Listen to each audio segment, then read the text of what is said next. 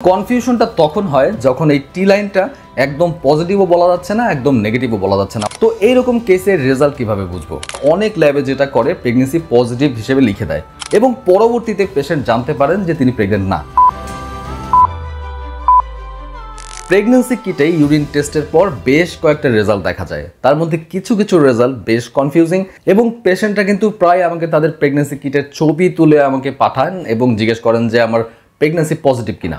বেশ কয়েক ধরনের রেজাল্ট পাওয়া যায়, কোনোটায় সি লাইন আসছে কিন্তু টি লাইন আসে নাই, কখনো টি লাইন আসছে কিন্তু সি লাইন আসে নাই, আবার কখনো দুটো দাগে আসছে কিন্তু একটা আরেকটার থেকে কিছুটা হালকা। তো এই বিভিন্ন ভ্যারাইটির রেজাল্টের মধ্যে কোন রেজাল্টের অর্থ কি, কখন বুঝবেন যে আপনি প্রেগনেন্ট নাকি প্রেগনেন্ট নন, এই কনফিউশনগুলো নিয়েই কথা বলবো আজকের ভিডিওতে।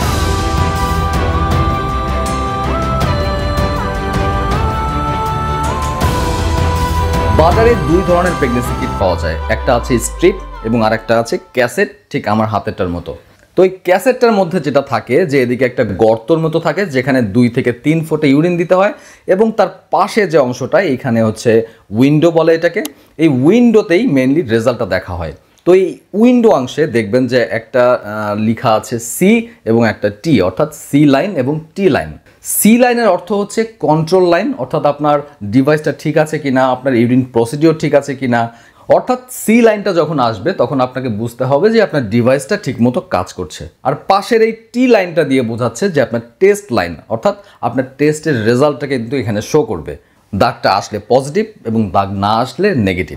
এখন কনফিউশনটা তখন হয় যখন এই টি লাইনটা একদম পজিটিভও বলা যাচ্ছে না, একদম নেগেটিভও বলা যাচ্ছে না, অর্থাৎ টি লাইনটা বেশ গাঢ়ও না আবার একদম হালকাও না এমন। তো এইরকম কেসের রেজাল্ট কিভাবে বুঝবো? আপনাদেরকে সহজে বোঝানোর জন্য বেশ কয়েক ধরনের রেজাল্ট আজকে আমি রেডি করেছি আপনাদেরকে দেখানোর জন্য, এবং এই ডিভাইসগুলো ধরে ধরে আপনাদেরকে দেখানোর চেষ্টা করব কোন রেজাল্টের অর্থ কী। প্রথম রেজাল্টটা দেখেন এমন, সি লাইন টি লাইন দুটাই যদি এরকম গাঢ় আসে এটা তো কোনো সন্দেহই নাই যে এটা প্রেগনেন্সি পজিটিভ। এবার ধরেন সি লাইনটা হালকা কিন্তু টি লাইনটা গাঢ়, এটাতেও কিন্তু বুঝতে হবে যে প্রেগনেন্সি পজিটিভ। এখন যদি এমন হয় যে সি লাইনটা আসছে কিন্তু টি লাইনটা সি লাইনের মতো অতটা গাঢ় না, হালকা কিন্তু একদম অদৃশ্যের কাছাকাছি এমন না, অর্থাৎ দাগটা বুঝতে আপনাকে খুব বেশি কষ্ট করতে হচ্ছে না, এই ক্ষেত্রেও কিন্তু রেজাল্টটা হলো প্রেগনেন্সি পজিটিভ। এবার দ্বিতীয় একটা রেজাল্টের ধরন দেখেন, সি লাইনটা আসছে কিন্তু টি লাইন একদম খুব হালকা অদৃশ্যের কাছাকাছি, দাগটা বুঝতে যথেষ্ট কষ্ট করতে হচ্ছে। এই রেজাল্টটা কিন্তু বেশ কনফিউজিং, কারণ এটা কিন্তু পজিটিভও হতে পারে আবার নেগেটিভও হতে পারে। প্রেগনেন্সির পরে অনেকের এইচসিজি লেভেলটা বাড়তে কিছুদিন এক্সট্রা সময় লাগতে পারে এবং প্রেগনেন্সির পরে প্রতি 3 দিনে এটা কিন্তু ডাবল হয়ে যায়। তো কারো কারো ক্ষেত্রে এই এইচসিজি লেভেলটা একটু ধীরে ধীরে বাড়ে, তাদের ক্ষেত্রে কিন্তু ডিভাইসে এই হালকা দাগটা আসতে পারে, যেটা কয়েকদিন পরে যদি আপনি টেস্টটা রিপিট করেন সেক্ষেত্রে কিন্তু আবার গাঢ় দাগ হয়ে যেতে পারে। এই গেল একটা গ্রুপ। আরেকটা গ্রুপ আছে আর্লি মিসক্যারেজ, অর্থাৎ যাদের প্রেগনেন্সির শুরুর দিকেই মিসক্যারেজ হয়ে যায় তাদের ক্ষেত্রেও কিন্তু এই এইচসিজির লেভেলটা আর বাড়ে না এবং আপনার এই দাগটা তখন কিন্তু হালকা পেতে পারেন। এই দুইটা কারণ ছাড়াও আরও কিছু কারণ আছে যেখানে আপনি প্রেগনেন্সি টেস্টে টি লাইনটা অনেক হালকা পেতে পারেন।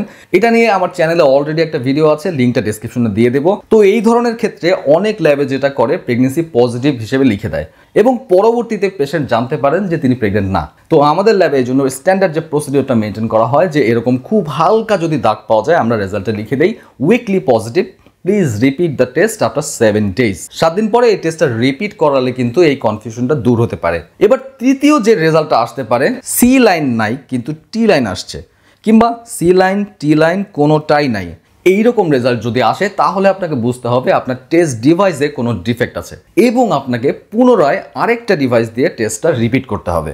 এক্ষেত্রে চেষ্টা করবেন ভালো কোনো ব্র্যান্ডেড ডিভাইস কেনার এবং চেক করে নেবেন ডিভাইসের এক্সপায়ারি ডেট আছে কিনা। আই হোপ আপনাদের কনফিউশনগুলো দূর হয়েছে। ভিডিওটা ইনফরমেটিভ মনে হলে লাইক, শেয়ার এবং সাবস্ক্রাইব, এবং কোনো প্রশ্ন বা জিজ্ঞাসা থাকলে কমেন্ট এবং হোয়াটসঅ্যাপ। সবাইকে অনেক অনেক শুভকামনা মেডসেন্সের পক্ষ থেকে।